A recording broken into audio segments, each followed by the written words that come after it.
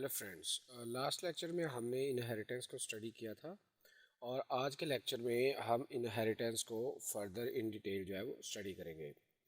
तो हम स्टार्ट करते हैं एक एग्जांपल के साथ।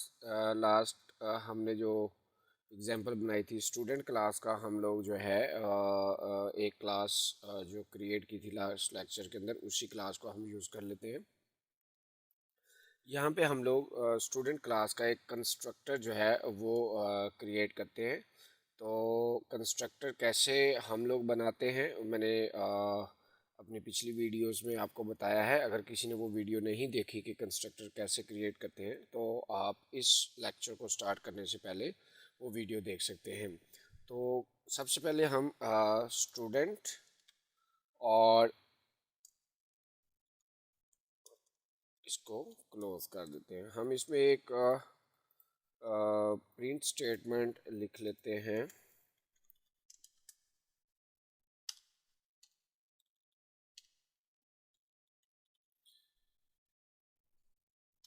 हम यहाँ पे प्रिंट करवाते हैं पेरेंट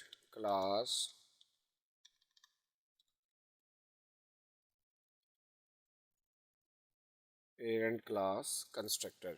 तो हमने एक कंस्ट्रक्टर जो है इस क्लास के अंदर बना लिया। इसको हम अब कॉपी पेस्ट कर लेते हैं चाइल्ड क्लास के अंदर।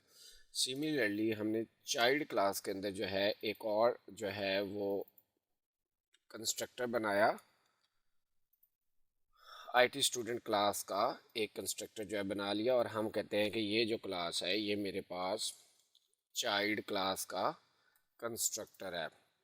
पहले हमने पेरेंट क्लास का कंस्ट्रक्टर जो है वो क्रिएट किया। उसके बाद जो है हमने चाइल्ड क्लास जो है उसका कंस्ट्रक्टर कॉल किया। अब हम क्या करते हैं, मेन क्लास के अंदर इसका ऑब्जेक्ट क्रिएट करते हैं। तो यहाँ पे जो पॉइंट डिस्कस करना है वो ये है कि जब आप ये ऑब्जेक्ट क्रिएट करेंगे तो ये कंस्ट्रक्टर जो है चाइल्ड क्लास का, ये चाइल्ड क्लास का कंस्ट्रक्टर कॉल होगा और चाइल्ड क्लास के कंस्ट्रक्टर के अंदर से आपके पास जो पेरेंट क्लास है उसका कंस्ट्रक्टर कॉल होगा। तो इसका जो सीक्वेंस बनेगा वो ये बनेगा, जब ये स्टेटमेंट एग्जीक्यूट होगी तो वो यहाँ पे आएगा। जैसे ही इस कंस्ट्रक्टर के अंदर आएगा तो यहाँ से वो पेरेंट क्लास के कंस्ट्रक्टर में चला जाएगा। तो यहाँ पे हमने प्रिंट करवाया हुआ है पेरेंट क्लास कंस्ट्रक्टर, तो ये पेरेंट क्लास कंस्ट्रक्टर को प्रिंट करेगा और उसके बाद ये यहाँ पे आ जाएगा, चाइल्ड क्लास के कंस्ट्रक्टर को प्रिंट करेगा और उसके बाद ये यहाँ पे आ जाएगा। तो अब ये कॉल हो कैसे रही होती है, पहले हम इसको प्रिंट करके देख लेते हैं। तो ये देखें, सबसे पहले उसने कहा जी पेरेंट क्लास कंस्ट्रक्टर, जो हमने पेरेंट क्लास के अंदर पेरेंट क्लास का कंस्ट्रक्टर बनाया हुआ है, पहले उसने वो स्टेट इस कंस्ट्रक्टर को कॉल किया और ये स्टेटमेंट प्रिंट कर दी। उसके बाद उसने चाइल्ड क्लास के कंस्ट्रक्टर के अंदर जो हमने स्टेटमेंट लिखी थी वो प्रिंट करवा दी। अब होता क्या है, ये जो आप कह लें कि जो कंपाइलर होता है वो इंटरनली ये सारा काम कर रहा होता है। लेकिन अगर आप कंपाइलर से नहीं करना चाह रहे, खुद से करना चाह रहे हैं, तो आप एक्सप्लिसिटली भी पेरेंट क्लास के कंस्ट्रक्टर को कॉल कर सकते हैं। तो अगर आप पेरेंट क्लास के कंस्ट्रक्टर को कॉल करना चाह रहे हैं तो चाइल्ड क्लास का जो कंस्ट्रक्टर है उसकी जो फर्स्ट स्टेटमेंट होगी वो आपको लिखनी पड़ेगी सुपर। ये स्टेटमेंट क्या करती है, ये एक्चुअली ये स्टेटमेंट जो है ये compiler automatically on your behalf ये लगा रहा होता है। अगर आप लगाते नहीं हो तो इम्प्लिसिटली वो यही काम कर रहा होता है। वो क्या करता है, जब हम ये स्टेटमेंट चलाते हैं तो वो इस कंस्ट्रक्टर में आता है और यहाँ से ये सुपर का कीवर्ड जो है वो आपके बिहाफ के ऊपर यहाँ पे ये इंसर्ट कर देता है। अगर जब कंपाइलर को ये कीवर्ड मिलेगा तो ये क्या करेगा, ये जो स्टेटमेंट है ये आपके पेरेंट क्लास के कंस्ट्रक्टर को कॉल कर देगी। इसकी जब कॉल ख़त्म होगी तो आप इधर आ जाएंगे, ये प्रिंट कर देंगे और उसके बाद आप मेन मेथड में इस स्टेटमेंट के बाद आ जाएंगे। तो यहाँ पे जो पॉइंट मेन पॉइंट हमने डिस्कस किया है वो ये है कि जब भी आप चाइल्ड क्लास का ऑब्जेक्ट बनाएंगे तो चाइल्ड क्लास का डिफ़ॉल्ट कंस्ट्रक्टर कॉल होगा। डिफ़ॉल्ट कंस्ट्रक्टर के अंदर से सुपर जो है वो कीवर्ड यूज़ होगा। अगर तो आपने लगाया हुआ है तो वेल एंड गुड, अदरवाइज जो आपका कंपाइलर है वो आपके बिहाफ पे यहाँ पे ये कीवर्ड ऐड कर देगा। और इस कीवर्ड जब हम ऐड करते हैं तो होता क्या है कि आपके पेरेंट क्लास का कंस्ट्रक्टर जो है वो कॉल हो जाता है। तो ये था आपके पास कंस्ट्रक्टर इनहेरिटेंस के अंदर किस तरह से कॉल हो रहे होते हैं। अब हम एक और कॉन्सेप्ट जो है वो स्टडी करते हैं।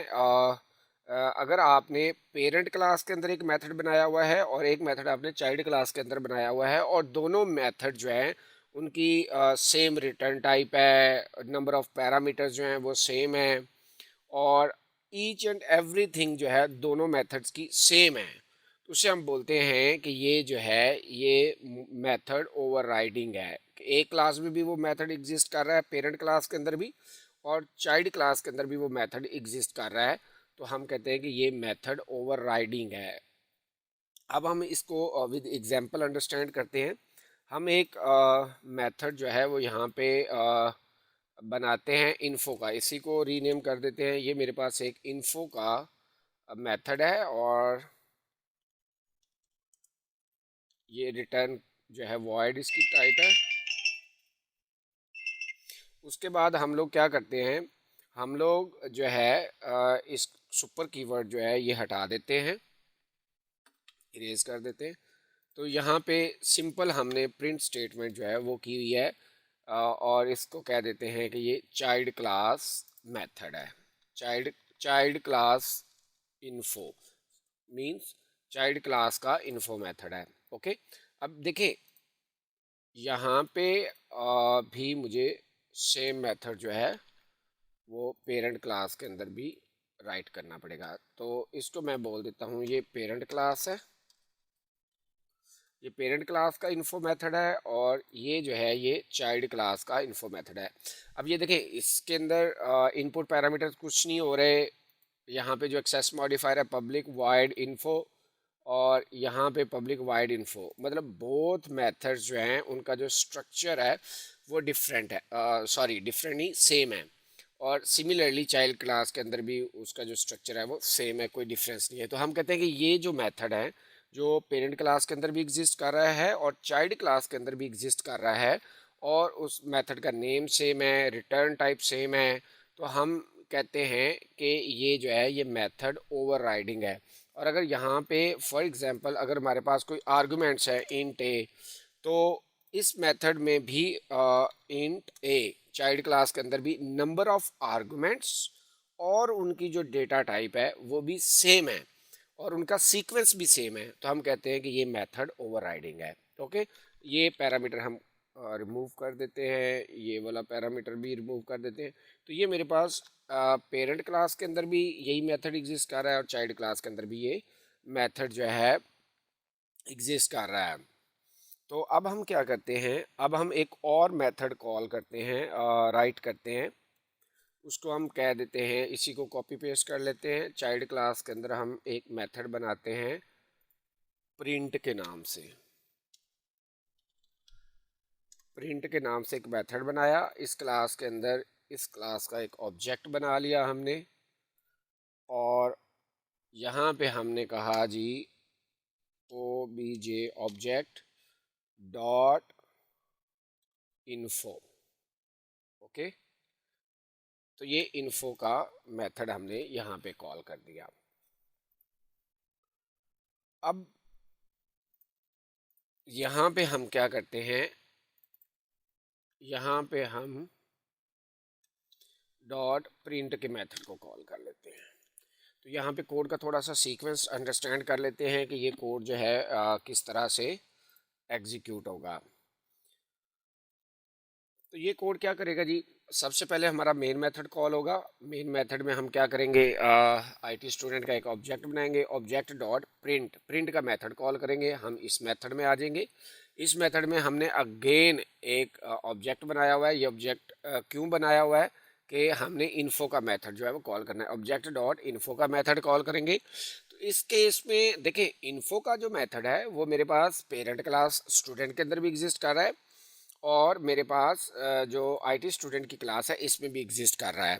और थ्रू इनहेरिटेंस, जैसा कि हमने लास्ट अपने लेक्चर इनहेरिटेंस में पढ़ा कि अगर कोई मेथड आपके पास पेरेंट क्लास में एग्जिस्ट कर रहा है और वही मेथड अगर आपने यहाँ पे राइट किया हुआ है तो ओवरराइडिंग हो जाएगी। अगर वो एग्जिस्ट नहीं कर रहा तो यहाँ पे वो क्या हो जाएगा, वो यहाँ पे आपके पास इनहेरिट होके आ जाएगा, आप उसको यूज़ कर सकते हैं।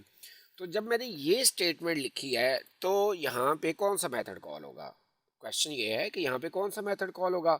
तो देखिए भैया, यहाँ पे मैंने क्या किया हुआ है, ऑब्जेक्ट आईटी स्टूडेंट का जो ऑब्जेक्ट बनाया हुआ है। तो जब मैंने आईटी स्टूडेंट का ऑब्जेक्ट और इन्फो कॉल करूँगा तो यहाँ पे ये वाला मेथड कॉल होगा। ठीक है, अब हम इसको प्रिंट करके देख लेते हैं। तो ये देखें, चाइल्ड क्लास इन्फो, ये वाला मेथड कॉल हुआ। लेकिन अगर मुझे पेरेंट क्लास का जो इन्फो का मेथड है वो कॉल करना है, तो उस केस में क्या करना पड़ेगा।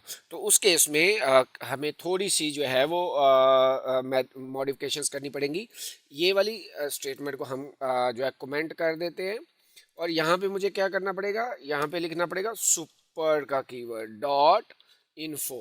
तो इस केस में क्या करेगा ये, जब हम सुपर डॉट इन्फो करेंगे तो ये आपके पास जो है पेरेंट क्लास का जो इन्फो का मेथड है ये उसको कॉल कर देगा। तो इसको हम रन करके देख लेते हैं। तो ये देखें पेरेंट क्लास इन्फो, और ये अगर आप यहाँ पे हैं तो इन्फो, और यहाँ पे ये देखें पेरेंट क्लास इन्फो की मैंने स्टेटमेंट प्रिंट करवाई हुई है। तो इस तरह से आप ओवरराइड किए हुए मेथड को चाइल्ड क्लास के अंदर जो है वो कॉल कर सकते हैं। तो उसके कॉल करने के लिए क्या करना पड़ेगा, आपको जस्ट सुपर का कीवर्ड और आगे डॉट लगा के उस मेथड को उस मेथड का नेम दे देना है, वो मेथड कॉल हो जाएगा। अब जो नेक्स्ट पॉइंट है वो ये है कि अगर हम मेथड ओवरराइडिंग करते हैं तो इसके हमें बेनिफिट्स क्या हैं। तो उसके जो बेनिफिट्स हैं वो ये हैं कि हमारे पास जो कोड है वो रीयूज हो रहा है। आपने फॉर एग्जांपल आपके पास एक क्लास ये है जिसके अंदर आपने इन्फो की जो इंफॉर्मेशन है वो कुछ खुद से राइट की हुई है, और इस मेथड के अंदर आप आईटी स्टूडेंट से स्पेसिफिक कोई इम्प्लीमेंटेशन करना चाह रहे हैं। तो उस केस में आप सेम मेथड को राइट करेंगे और उसके अंदर अपनी स्पेसिफिक जो है वो इम्प्लीमेंटेशन कर लेंगे। तो बेनिफिट ये हुआ कि आपका पेरेंट का जो कोड है उसको मॉडिफाई किए बगैर आपने वो फंक्शनैलिटी अचीव कर ली जो आप अचीव करना चाह रहे थे। अब ये हमें हेल्पफुल तब होता है जब हमारे पास पेरेंट क्लास है और उसके मल्टीपल चाइल्ड्स हैं। मल्टीपल चाइल्ड क्लासेस जो हैं वो पेरेंट क्लास को एक्सटेंड कर रही हैं, और हर पेरेंट के अंदर हमें उसको चेंज करने की ज़रूरत नहीं है। स्पेसिफिक पेरेंट्स के अंदर हम जो उसका कोई स्पेसिफिक मेथड है जिसको हम ओवरराइड करना चाह रहे हैं, तो हम क्या करेंगे, हम उन क्लासेस के अंदर मेथड को ओवरराइड करेंगे और उसके अंदर स्पेसिफिक टू दोज क्लासेस हम उसको इम्प्लीमेंट कर लेंगे। और पेरेंट जो हमारे पास मेथड होगा उसमें हमें कोई भी चेंज करने की ज़रूरत नहीं पड़ेगी। अब कुछ रूल्स हैं जो मेथड को ओवरराइड करते वक्त आपको रिमेंबर रखने हैं, हर सूरत में आपको याद रखने हैं कि आप जब मेथड जो है वो ओवरराइड करेंगे। तो सबसे पहला तो ये है कि आप जब ओवरराइड करें, ये हमारे पास पेरेंट क्लास है, तो जो आर्गुमेंट की लिस्ट है वो सेम होनी चाहिए। For example int a string b, तो यहाँ पे आर्गुमेंट की जो लिस्ट है वो क्या है, 2 आर्गुमेंट्स हैं हमारे पास। तो ये सेम आर्गुमेंट्स जो हैं ये आपके पास इस चाइल्ड क्लास के मेथड में भी होने चाहिए। ओके, तो ये तो थी नंबर ऑफ आर्गुमेंट्स की लिस्ट। सेकंड चीज़ क्या है वो ये है कि जो डेटा टाइप्स हैं वो भी सेम होनी चाहिए। मतलब यहाँ पे इंट है, यहाँ पे स्ट्रिंग है, तो पेरेंट क्लास के अंदर भी यहाँ पे इंट और यहाँ पे जो है वो स्ट्रिंग होनी चाहिए। ऐसा हम इसका जो सीक्वेंस है वो चेंज नहीं कर सकते। हम इसको ऐसे नहीं कर सकते कि पेरेंट में हमने जो है इंट पहले लिखा हुआ है, स्ट्रिंग बाद में लिखा हुआ है, और जो चाइल्ड क्लास है उसके अंदर या पेरेंट क्लास के अंदर जो सीक्वेंस ये जो है ये हम चेंज नहीं कर सकते। सीक्वेंस जो है वो मस्ट बी द सेम, जो हमारे पास पेरेंट में है वही चाइल्ड में सीक्वेंस होना चाहिए। दूसरा हमारे पास जो मेन पॉइंट है वो ये है कि जो एक्सेस मॉडिफायर है, अब देखिए पेरेंट क्लास के अंदर अगर आपके पास एक्सेस मॉडिफायर पब्लिक है तो चाइल्ड जो आपके पास क्लास है यहाँ पे आप पब्लिक से बिलो वाले जो एक्सेस मॉडिफायर्स हैं वो आप यूज़ नहीं कर सकते। फॉर एग्जांपल यहाँ पे आप प्रोटेक्टेड नहीं यूज़ कर सकते। प्रोटेक्टेड अगर आप यूज़ करेंगे तो ये देखिए उसने आपको एरर दे दिया है, प्रोटेक्टेड आप यूज़ नहीं कर सकते। उसके अलावा आप यहाँ पे प्राइवेट जो है वो यूज़ नहीं कर सकते। लेकिन अगर यहाँ पे देखें, यहाँ पे पब्लिक है, यहाँ पे अगर मैं प्रोटेक्टेड कर देता हूँ, अब इससे जो अपर जो हमारे पास एक्सेस मॉडिफायर है वो पब्लिक है, तो अगर मैं इसको पब्लिक कर देता हूँ तो यहाँ पे कोई एरर नहीं आएगा। तो इट मीन्स जो आपके पास चाइल्ड क्लास है उसमें हम अपर जो एक्सेस मॉडिफायर है वो यहाँ पे लगा सकते हैं, उसमें कोई हमें एरर नहीं आएगा, कोई इशू नहीं आएगा। लेकिन अगर हम उससे बिलो जाते हैं, मतलब पेरेंट क्लास में हमने प्रोटेक्टेड यूज़ किया है, अब उससे बिलो जो है अगर फॉर एग्जांपल मैं यहाँ पे प्राइवेट पे जाता हूँ तो मुझे फिर एरर आ जाएगा।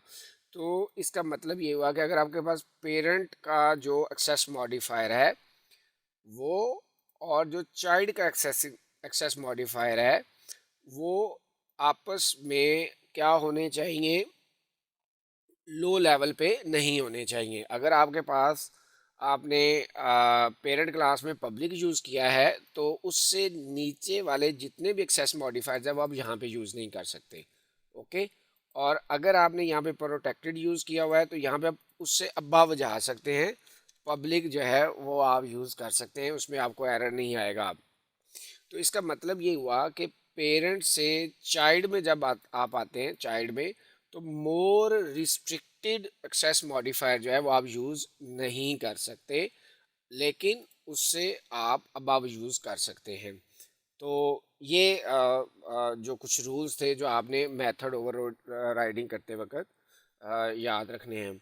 तो लास्ट में हम कुछ पॉइंट्स जो इस लेक्चर में डिस्कस किए हैं उसको कंक्लूड कर लेते हैं। सब क्लास जो हमारे पास है उसका जब हम कंस्ट्रक्टर कॉल करेंगे तो वो क्या करता है, वो पेरेंट क्लास के कंस्ट्रक्टर को कॉल करता है। जब भी हम फॉर एग्जांपल अगर हमने ये ऑब्जेक्ट बनाया है तो ये क्या करेगा, ये अपने कंस्ट्रक्टर को कॉल करेगा आईटी स्टूडेंट के, और वो कंस्ट्रक्टर जो है वो क्या करेगा, वो इम्प्लिसिटली आपके पेरेंट क्लास के कंस्ट्रक्टर को कॉल करेगा। अगर आपने सुपर का कीवर्ड लगाया हुआ है तो आप एक्सप्लिसिटली कॉल कर रहे हैं, और अगर आपने नहीं लगाया तो compiler on your behalf super का कीवर्ड आपके डिफ़ॉल्ट कंस्ट्रक्टर में लगा के पेरेंट क्लास का कंस्ट्रक्टर कॉल कर देगा। अगर पेरेंट क्लास के अंदर और चाइल्ड क्लास के अंदर दो मेथड अगर सेम नेम के हैं, सेम नंबर ऑफ आर्गुमेंट्स हैं और आर्गुमेंट्स का जो सीक्वेंस है वो भी सेम है, तो हम कहते हैं कि ये दो मेथड्स जो हैं ये ओवरराइड किए गए हैं। ये पेरेंट क्लास के अंदर भी एग्जिस्ट कर रहा है और चाइल्ड क्लास के अंदर भी एग्जिस्ट कर रहा है। अगर आपने पेरेंट क्लास का कोई भी मेथड कॉल करना है तो आप सुपर कीवर्ड से उसको यूज़ करके कॉल कर सकते हैं। चाइल्ड क्लास का जो मेथड है जो आपने ओवरराइड किया हुआ है वो मोर रिस्ट्रिक्टेड एक्सेस मॉडिफायर को यूज़ नहीं कर सकता, कंपाइलर जो है वो एरर थ्रो कर देगा। लेकिन अगर आप पेरेंट क्लास का जो एक्सेस मॉडिफायर है उससे अबव एक्सेस मॉडिफायर को यूज़ कर लेते हैं तो उस केस में आपको कोई एरर नहीं आएगा। जावा उस चीज़ की आपको इजाज़त देता है, आप वो यूज़ कर सकते हैं। तो आज के लिए इतना ही। Thank you so much.